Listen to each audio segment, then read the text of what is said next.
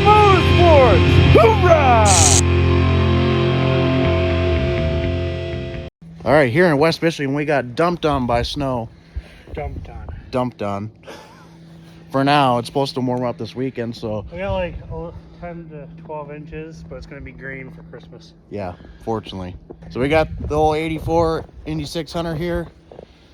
And what you got over there? 05 F7. Firecat.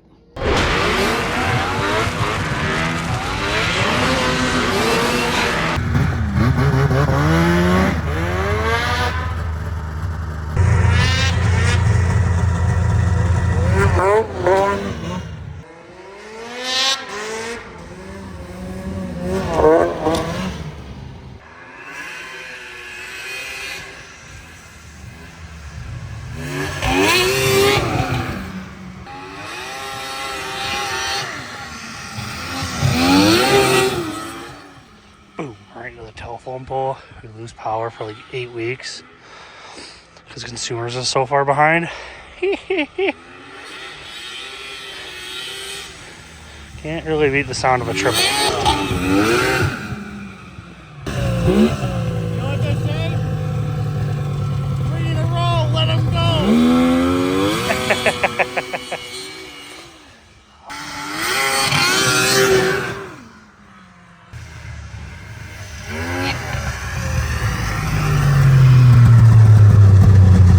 Now, wintertime is here. What a perfect time to work on a snowmobile, right? You would think so, but with how the past few winters have gone, it almost doesn't even seem worth it to have a snowmobile. But if you do have them, you gotta make the best of it when you own them, right? So we are revisiting the 1984 Polaris Indy 600. Why, you may ask? Well, we're doing some upgrades / modifications to it. If you guys don't know the story on it, we have a video from last year on it. Go ahead and check it out. This one is a harder to find snowmobile. It's the first generation of the Polaris 600 Triple. It's pretty much 95% stock. I did a ski upgrade, so the front skis are off of a 2001 Indy 500. The front shocks are off of a Polaris XLT 600 because the original shocks are not adjustable. These ones are, and we actually got the springs power coated gold to match the stock springs. And the motor was rebuilt by a local shop, Polaris Motorsports. They do a lot of race sleds and drag racing and whatnot with motorcycles and snowmobiles. And they did a little freshen up on the motor. And you know what? Let's just look at some vintage, badass Americana right there. Whew! Look at that. Nothing like open the hood and you see a triple. Yeah. Pretty much stock, except for the few things that we've done to it so far. And it has almost 1,700 original miles on it. I mean, it's got the original seat on it. And yeah, we've been having some comments about the seat to take care of it and whatnot.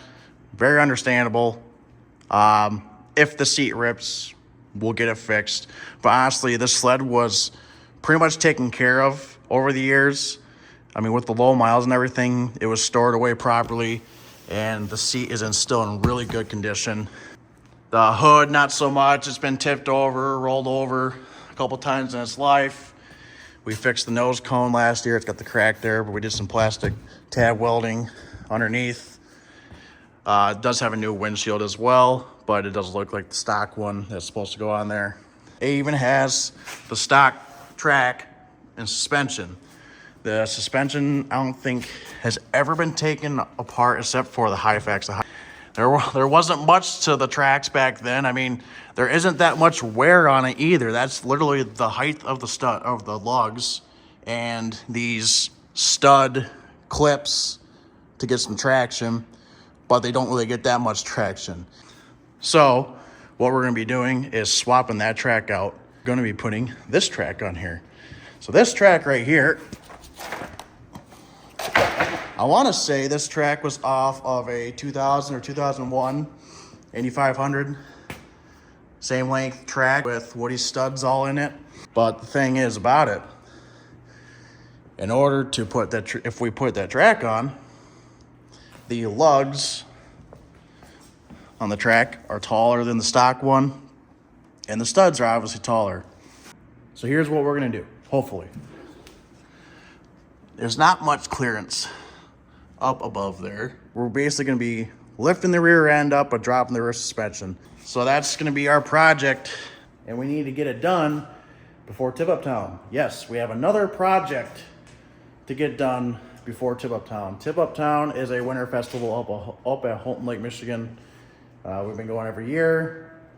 Last year was the first year bringing the 350X. I think we're gonna start getting to it. I'm gonna start by taking the rear skid out, then getting the track out of there. We're gonna check through the bearings of the wheels, see if those are good. We're also gonna take the shocks out and send them to our shock guy, and he's gonna make us some nicer shocks for it, probably Fox shocks. I'm thinking that's what the plan is.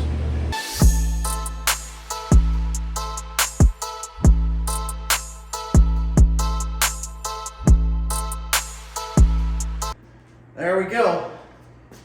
So that literally took me 5 minutes to get out, and it's just easy enough that you loosen up these tensioner bolts there, and what those do is they push on this rear shaft here, and it pushes the wheels out, which tightens the track underneath, in case you didn't know. And then it's literally 4 bolts in the tunnel to take that rear skid out of there. All right, so a quick update.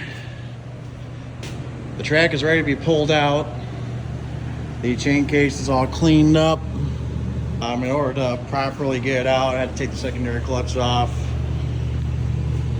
and took apart all this stuff here so I can push the cogwheel out in this way out of the chain case and drop it out, and there she is. Everything looks good as far as the splines. Let's get this friggin' junky old track out of here.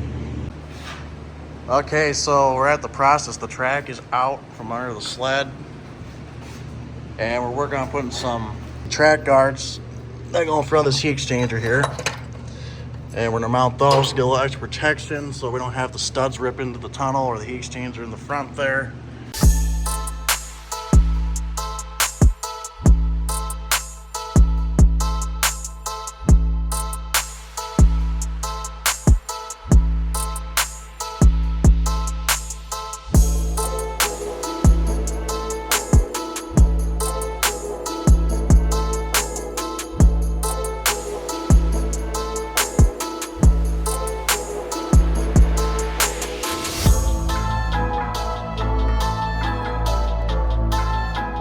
All right, so the rear suspension is basically somewhat rebuilt. We only had enough bearings to do these 2 front ones, but the rest of them are good. We shock swapped this to some newer Fox shocks. The shocks that were on this sled were completely blown out, and now we're at the point we're ready to put the track in. So we got those guards under there. We drilled the holes lower on the tunnel to get a little bit more ride clearance or ride height.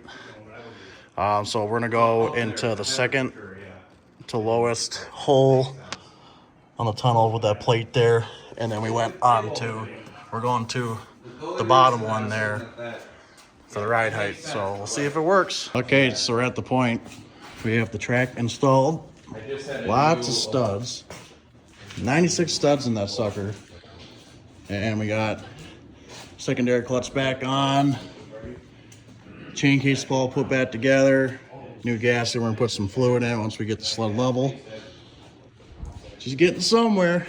And I believe now we're at the point where you put the rear suspension back in, get that all tightened up, and the sled will be ready. And just like that, it's all done and put together. I didn't get any time-lapse videos. We're just busy trying to get this thing done. It's now 1 in the morning, so we decided to call it. All we have to do is put some fluid in the chain case, put the exhaust back on, and it's ready to rip. Oh, and the snow flap in the back. But man, that track and those studs are gonna freaking eat now. It's gonna be so much better getting some good traction on this thing. The height is going to be a lot better too. You can see how the track's kind of sitting like that.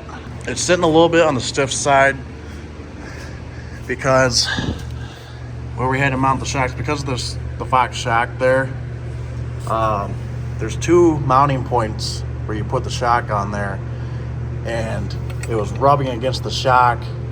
If we put on the lower hole, it is going to make it stiffer, but honestly, with us bigger guys riding it, we want a little bit more stiffness to it to make sure that those studs aren't going to rip into the tunnel protectors, but we think it'll be fine. Also, with it sitting kind of drag-through style, gives us more traction on the skis when turning, especially on ice too. The way the stocks are set, the way it was set up beforehand, it was hard to steer, so I think it's going to help a lot with steering. But what's nice is we have these XLT shocks on here that we can adjust very easily if we need to. But in a couple weeks, we got Tip Up Town coming up, and we'll definitely be getting some video of this thing tearing it up on the ice.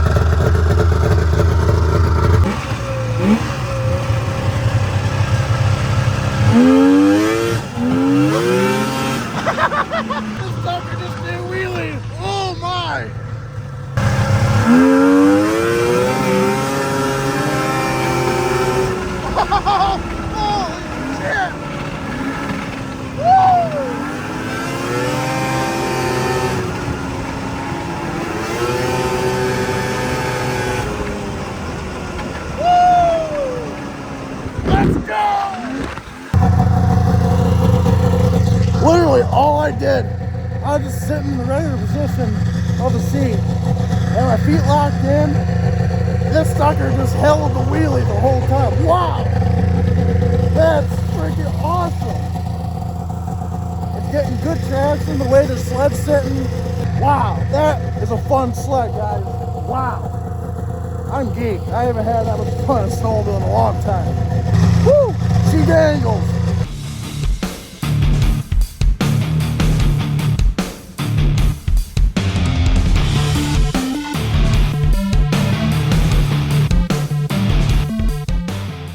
With Michigan Motorsports! Hoorah!